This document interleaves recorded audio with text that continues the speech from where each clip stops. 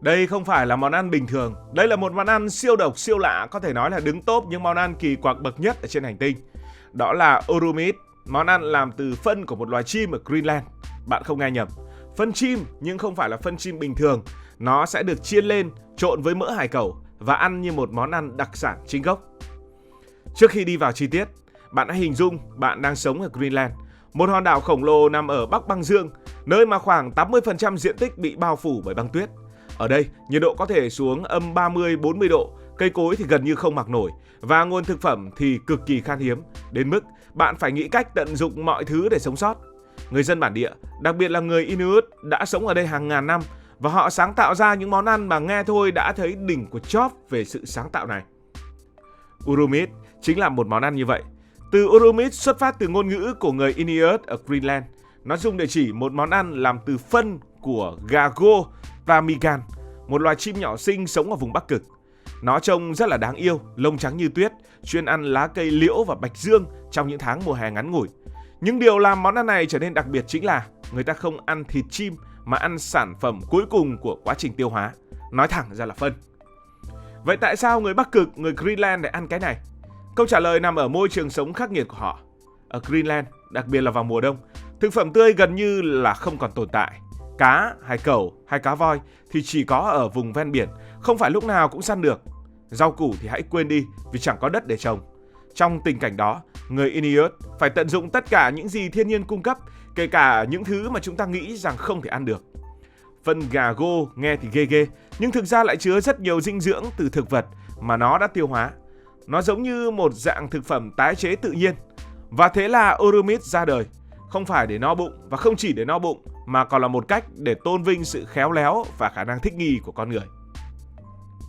Nhưng không chỉ có lý do sinh tồn, Urumit còn mang ý nghĩa văn hóa sâu sắc.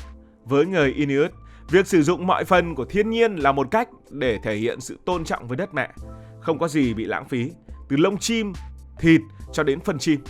Điều này làm mình nhớ đến triết lý của nhiều nền văn hóa khác, như cách người thổ dân Mỹ dùng mọi phần của con bò rừng, từ thịt, da cho đến xương. Urumit, trong một góc nhìn nào đó, là minh chứng cho sự thông minh và lòng biết ơn của người Inuit đối với thiên nhiên. Vậy, món này được làm như thế nào? Làm sao để người ta chế biến phân chim thành một món ăn? Nguyên liệu chính là phân của con Gago, nhưng không phải lúc nào người ta cũng đi nhặt được. Thời điểm lý tưởng nhất là vào mùa đông, khi thời tiết lạnh đến mức phân của nó bị đông cứng và khô lại. Lúc này phân không bị ướt hay có mùi quá nồng như mùa hè, nên dễ thu gom hơn. Người ta thường đi tìm những khu vực mà đàn Gago tụ tập, như những sườn đồi hoặc thung lũng nhỏ, rồi nhặt những viên phân nhỏ xíu này. Nghe thì hơi mất vệ sinh, nhưng ở Greenland đây là chuyện rất bình thường, vì mọi thứ đều được xử lý rất kỹ lưỡng. Một số người còn đùa rằng việc đi nhặt phân chim giống như việc đi hái nấm, phải có kinh nghiệm để chọn được hàng xịn. Sau khi thu gom, phân được làm sạch và xử lý để đảm bảo an toàn. Một số nơi sẽ rửa phân bằng nước sạch hoặc ngâm trong nước biển để loại bỏ tạp chất. Nước biển ở Greenland lạnh buốt nên phần nào đó cũng cực kỳ sạch. Sau đó, họ để phân khô hoàn toàn, đôi khi phơi dưới ánh nắng ít ỏi của mùa đông Greenland hoặc hong khô gần lò sưởi. Phân khô này có màu xanh hoặc nâu, tùy vào chế độ ăn của con chim, tùy vào thuộc nó ăn cái gì, và có mùi thì cũng không quá kinh khủng như chúng ta vẫn đang nghĩ, vì nó chủ yếu là cỏ cây đã được tiêu hóa. Người ta nói đùa rằng mùi của nó giống như cỏ khô hoặc lá cây đã lên men. Tiếp theo sẽ đến phần hô biến phân chim thành đặc sản.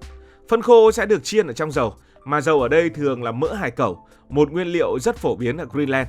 Mỡ hải cẩu có mùi thơm đặc trưng, hơi giống dầu cá, và khi chiên lên, nó làm cho mùi của phân chim cũng hơi khác đi.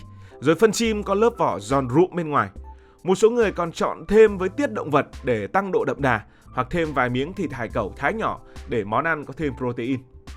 Có nơi còn sáng tạo hơn, họ ép phân khô thành từng viên nhỏ như là bánh quy, rồi chiên vàng đều hai mặt.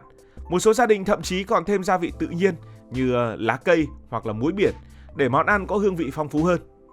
Nhìn qua, bạn có thể nghĩ đây là một món ăn vặt bình thường, nhưng khi biết nguyên liệu chính là gì, chắc chắn bạn sẽ cần một chút can đảm để mà thử.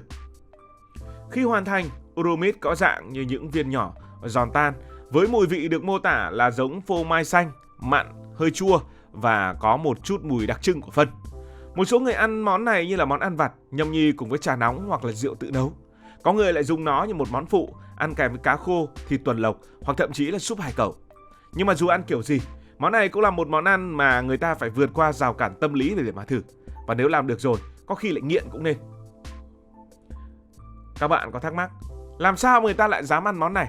Thì thực ra Urumit không phải là món ăn mà ai ở Greenland cũng ăn hàng ngày. Nó là một món ăn truyền thống, chủ yếu được người Inuit và những cộng đồng bản địa ở những vùng xa xôi thưởng thức. Đặc biệt món này phổ biến hơn ở những nơi mà nguồn thực phẩm khan hiếm, như các ngôi làng nhỏ nằm sâu ở trong đất liền hoặc là gần các sông băng. Với người Inuit, phân chim không chỉ là một món ăn mà còn là một phần của văn hóa và lịch sử. Nó đại diện cho sự sáng tạo và khả năng sinh tồn trong điều kiện khắc nghiệt. Các thế hệ trước, đặc biệt là những người lớn tuổi, thường xem món này là một món ăn gợi nhớ tuổi thơ khi họ phải dựa vào thiên nhiên để sống sót. Tuy nhiên ngày nay, với sự hiện đại hóa và sự xuất hiện của các siêu thị tại Greenland, món này không còn phổ biến như trước. Nhiều người trẻ ở các thành phố lớn có thể chưa từng thử món này hoặc chỉ nghe kể từ ông bà của mình.